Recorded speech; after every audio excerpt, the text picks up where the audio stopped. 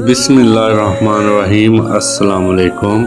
हम लोग नेक बनना नहीं, सिर्फ नेक दिखना और नेक कहलाना चाहते हैं, और ये मुनाफिकत का सबसे आला दर्जा है।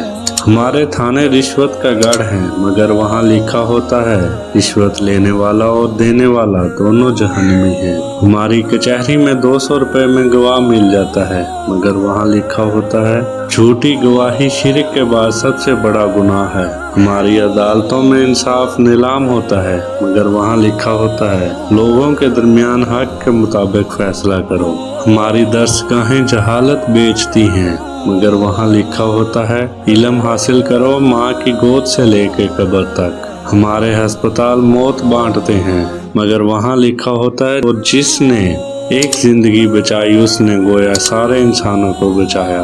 हमारे बाजार झूठ, खयानत, मिलावट के अड्डे हैं, मगर वहाँ लिखा होता है जिसने मिलावट की वो हम में से नहीं। हम जो लिखते हैं ये हमारा अकीदा है, और जो करते हैं ये हमारा अमल है।